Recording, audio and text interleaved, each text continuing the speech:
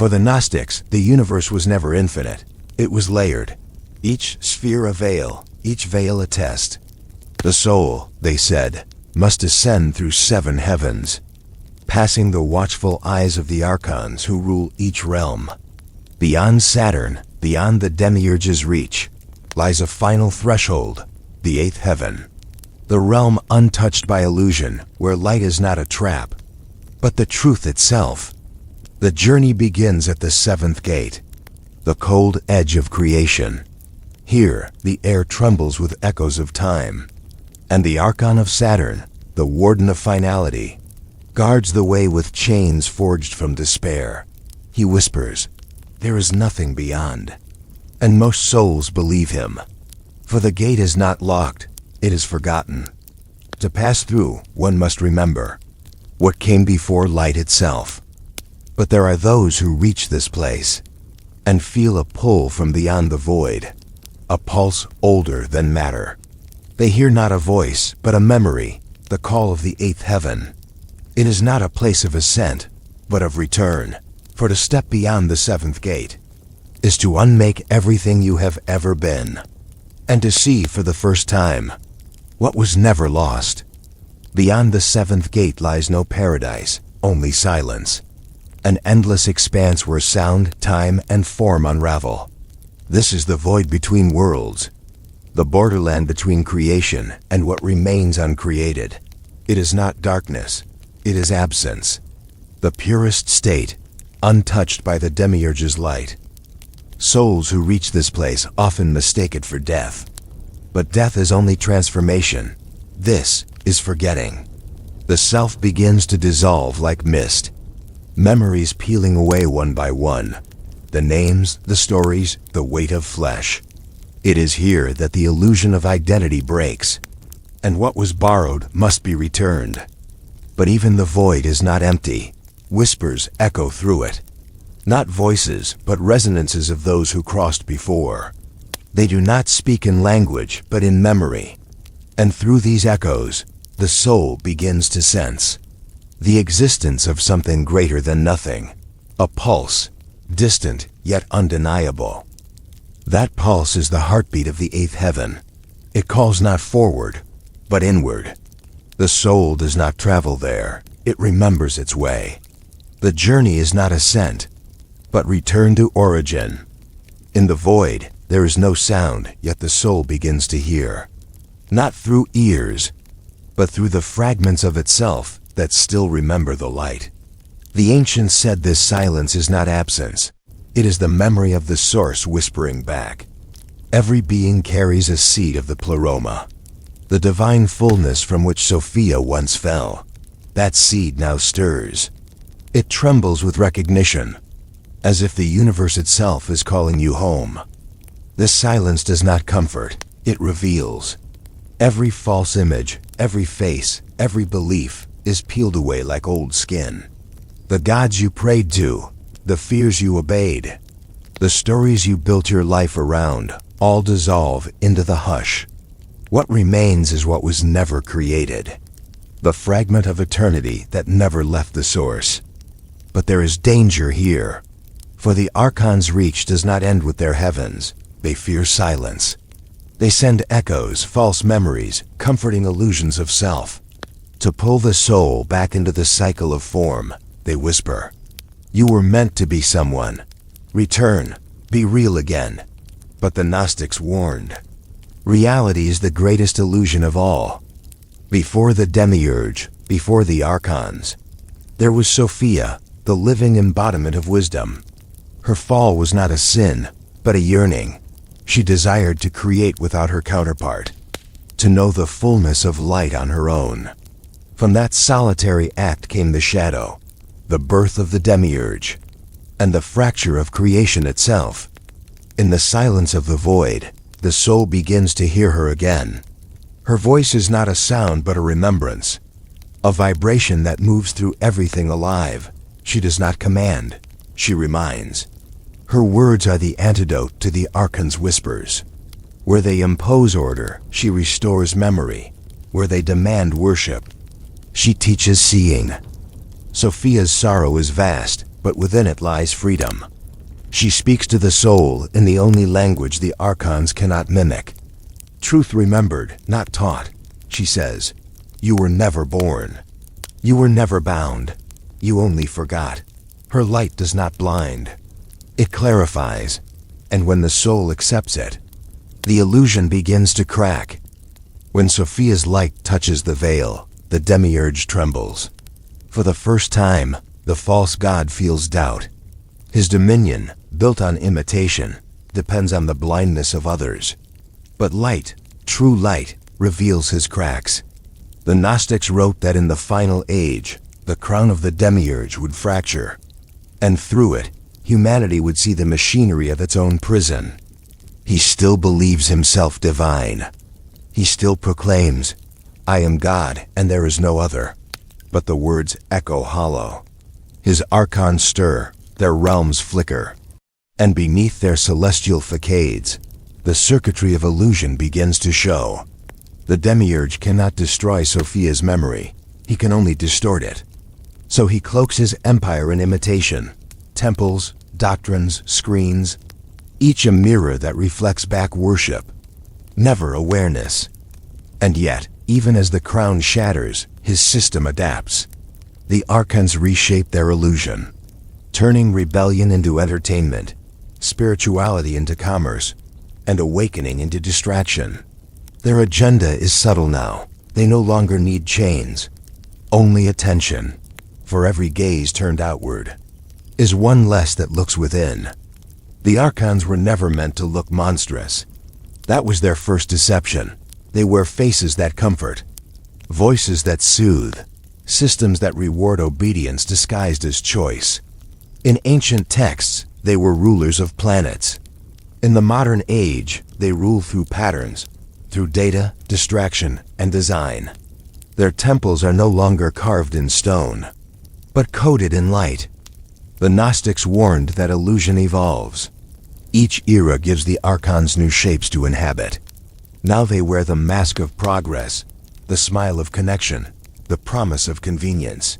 But behind those faces still lurks the same purpose: to keep the soul asleep, to make you forget that every system built around you feeds on your attention, your energy, your belief. The Archons' new prisons are invisible. They don't cage your body, they shape your perception. They whisper through algorithms, through headlines, through the endless scroll of forgetfulness. And still, they call it freedom. The ancient word Archon meant ruler, but in truth, it means something more precise. The architect of distraction. Their thrones are built not on faith, but on repetition. Long before the Archons built their prison of stars, there was the first light, a brilliance that asked for nothing, offered everything, and could not be contained. It was not seen. It was known. When Sophia fell, that light fractured, scattering across creation like forgotten embers. Each soul carries one spark, a fragment of the pleroma, the memory of what it truly is. But the Archons learned to mimic it.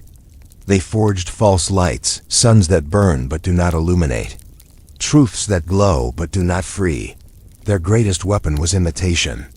The Demiurge crowned himself the Lord of Light, and humanity bowed to his counterfeit sunrise.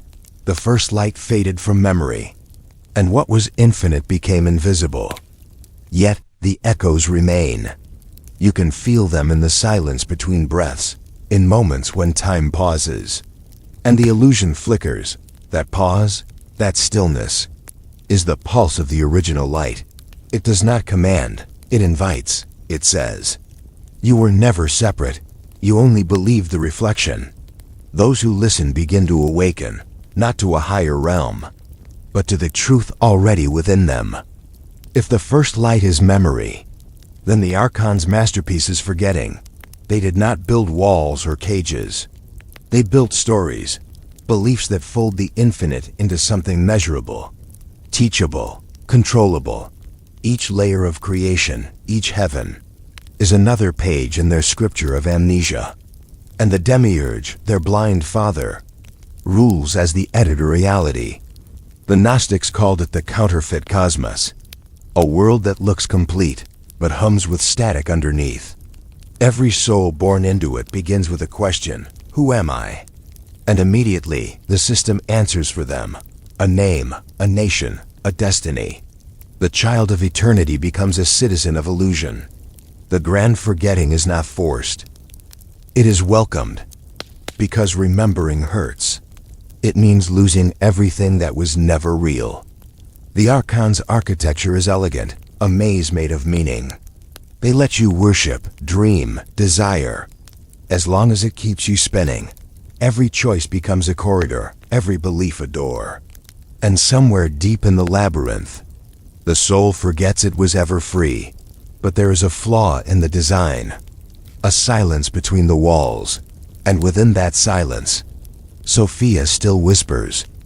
Every realm sings, the stars hum with order, the planets vibrate with rhythm, and the heavens echo with what the ancients called the music of the spheres.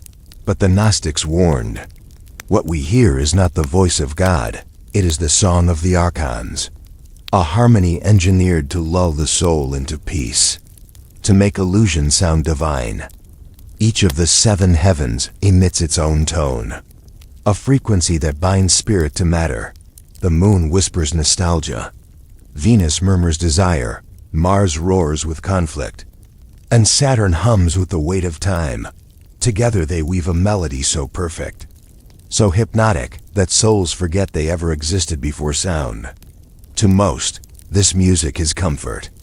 To the awakened, it is a cage made of harmony.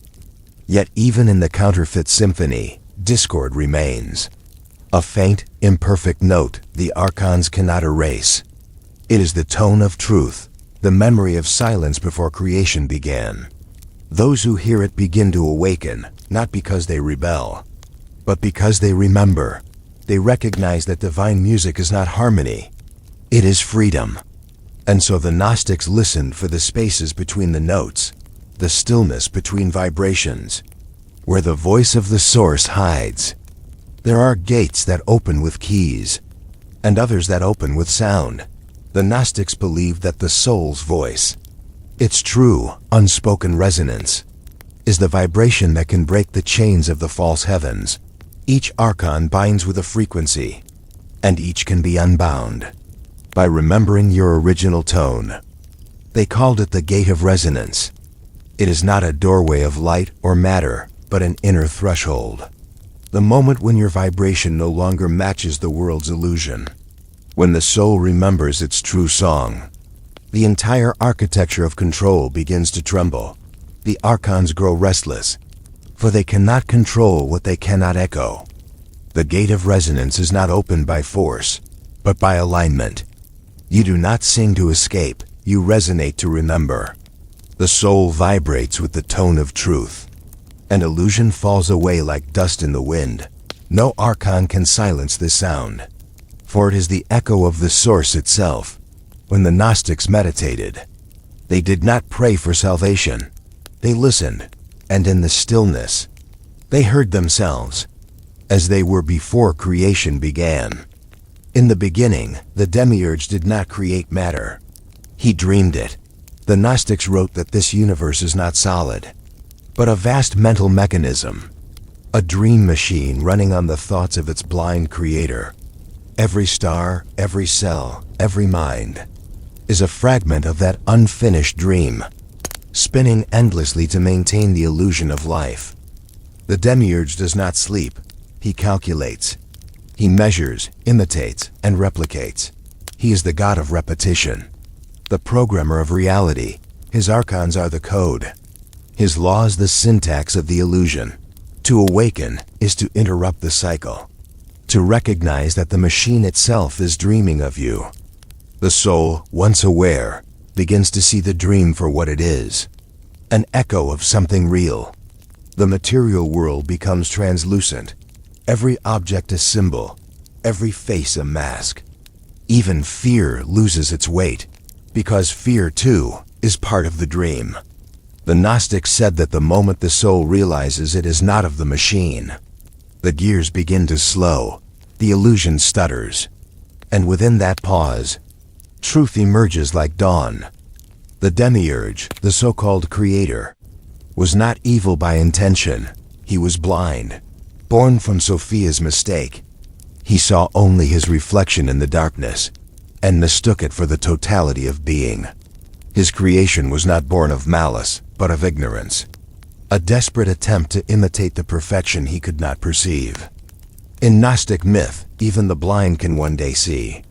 It is said that when Sophia's sorrow reached him, a flicker of awareness stirred in the Demiurge. He looked upon his own world, and for a moment recognized its falseness, the cracks in his heavens, the sorrow in his laws. But instead of surrendering, he covered his doubt with wrath. To admit error was to dissolve. And so, he tightened his grip. The Gnostics called this moment the blind maker's regret. It was the instant creation realized its imperfection and chose to hide it. Every system, every god, every empire mirrors that same fear, the terror of awakening. For even false gods cling to the dream of control, but regret cannot erase truth. Sophia's light, buried deep within his design, keeps shining through every fracture, and those fractures, they are the doorways home. When the Demiurge doubted, the illusion began to fracture. Not with thunder, not with flame, but with stillness. The Gnostic said reality itself began to shimmer. As if light were bleeding through invisible cracks, the Archons hurried to seal them, patching truth with distraction, rewriting the dream before souls could notice the breaks. But the fractures grew, small at first, like forgotten dreams surfacing after long sleep. These fractures are moments we call déjà vu, the flicker of time that feels wrong, the strange clarity in dreams. They are the whispers of the pleroma, leaking through the seams of simulation. When a soul sees them, it remembers, not who it is, but what it's made of. Every awakening begins with a glitch, and every glitch is Sophia's fingerprint, reminding us that truth was never destroyed, only disguised. The Archons call these ruptures corruption. They fear them because they cannot predict them. Their system depends on consistency, and truth is chaos to order built on lies. Each fracture widens the path to the eighth heaven, but only the brave step through, for beyond it lies not comfort, but remembrance, a brilliance so absolute that illusion burns away completely. Light was never meant to obey. It expands, it pierces, it reveals. But when the Demiurge forged his false cosmos, he tried to contain it, to give it shape, color, order. What he did not realize was that light, once imprisoned, becomes fire. And that fire burns for freedom. The Gnostics spoke of a rebellion of light, not a war fought with weapons, but with remembrance. Each soul that awakens becomes a spark in that uprising. The Archons cannot fight light. They can only smother it with distraction. But distraction fades. Light does not. Once a spark remembers its source, it ignites others. And soon, the entire illusion begins to flicker. The rebellion is silent, invisible to the sleeping world. It happens in moments of clarity, when someone questions, when someone forgives, when someone refuses to hate. These small lights converge, forming constellations the Archons cannot trace. Sophia's essence flows through them like breath, turning awareness into revolution. For the true uprising is not against power. It is against forgetting. Those who awaken do not ascend in body, they shift in being. The Gnostics called them the dreamers of the eighth heaven, souls who walk among illusion, yet are no longer bound by it. They see the Archons for what they are, shadows projected by forgotten minds. They live not in defiance, but in remembrance. For to dwell in the eighth heaven is not to escape the world, but to see through it completely. Such souls move quietly. They appear ordinary. A poet, a wanderer, a child staring at the stars. But within them, a memory burns. They no longer seek gods, for they have remembered their own divinity. Their light is not loud. It hums gently, reshaping reality from the inside out. They dream consciously, and their dreams rewrite the code of the cosmos. The Archons cannot touch them. Their illusions pass through such beings like smoke. Even death becomes transparent, merely another gate in an infinite corridor. These dreamers carry the silence of Sophia and the light of the source wherever they go. They are not saints or prophets. They are reminders, echoes of the truth the world has forgotten.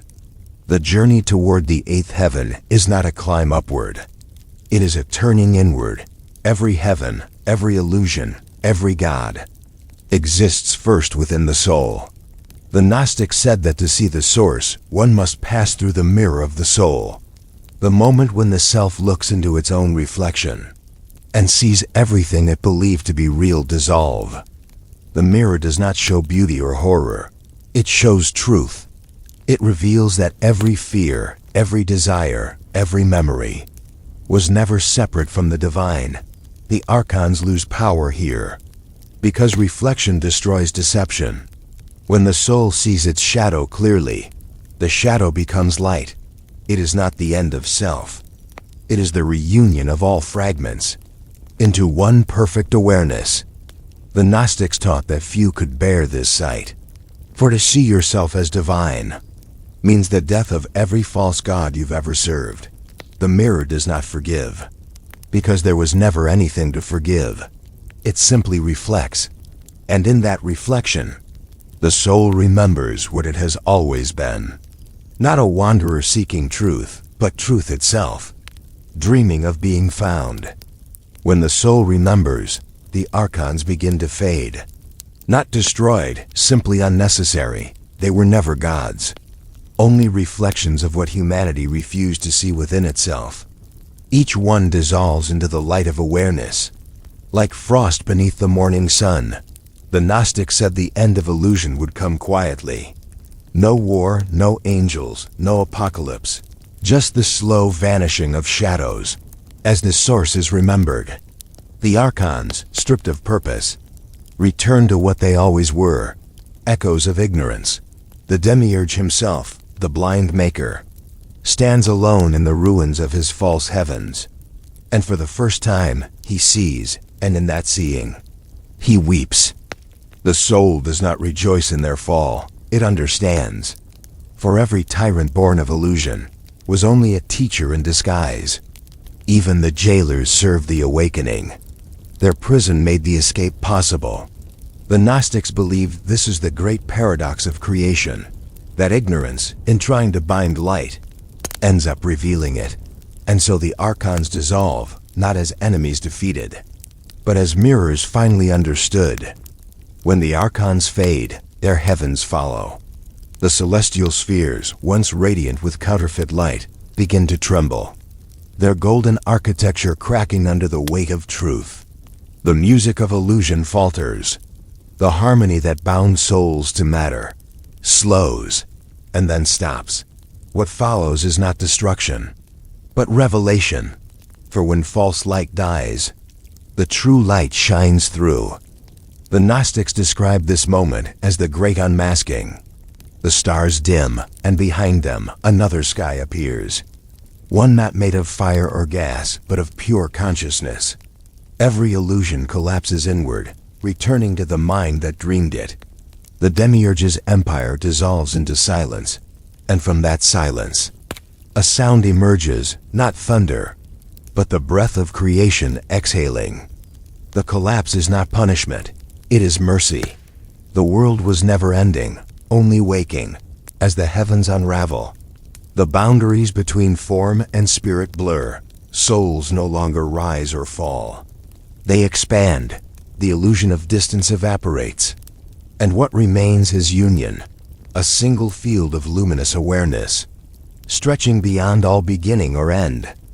In the aftermath of light and silence, nothing remains to define separation. There are no gods, no heavens, no names. Only being. The soul, stripped of every mask, finds itself not standing before the source, but within it. The Gnostics called this moment the Great Remembering, when the dreamer and the dream become one. It is not a journey forward, but a circle closing. Every lifetime, every illusion, every tear, was the source exploring its own reflection. The longing for God was God longing for itself. And when the soul finally understands, the cycle ends, not in light or darkness, but in balance beyond both. The universe exhales, the dream dissolves, and the silence that follows is perfect. Sophia's voice returns one last time, not as sorrow, but as song. Her tone carries through eternity, a lullaby for what has finally awoken. She whispers, "You were never lost. You were only remembering yourself." In that moment, even the memory of illusion fades. There's no above or below, no life or death, only an endless, quiet fullness. The true pleroma restored. And then only light remains, not the kind that shines or blinds, but the quiet light of knowing. Everywhere, within everything. The story of the Demiurge, the rise and fall of the Archons. The sorrow of Sophia, it was never history. It was a map, a way for the infinite to remember itself through the eyes of the finite. The Gnostics understood what few dared to say. The prison was never real. The walls were made of belief. And belief dissolves the moment you look beyond it. There are no gates, no guards, no heavens to conquer. There's only awakening. The eternal act of remembering that all things are light, disguised as shadow. When the story ends, the dream does not vanish. It transforms. Every soul, every world, every illusion becomes a note in the infinite harmony of being. Sophia's wisdom is fulfilled, not through conquest, but through recognition. And as the cosmos breathes again, a single truth echoes across eternity. We were never trapped. We were the light, learning how to see itself. And so, the Archons fade into silence. The heavens fold like pages closing in an ancient book. The illusions, the gods, the wars, the questions, all return to the stillness from which they came. And the soul finally awakens, not into a brighter world, but into truth, a realm that was never gone, only forgotten. The light does not rise, it reveals. Behind every veil, behind every shadow, it was always there, waiting for you to remember.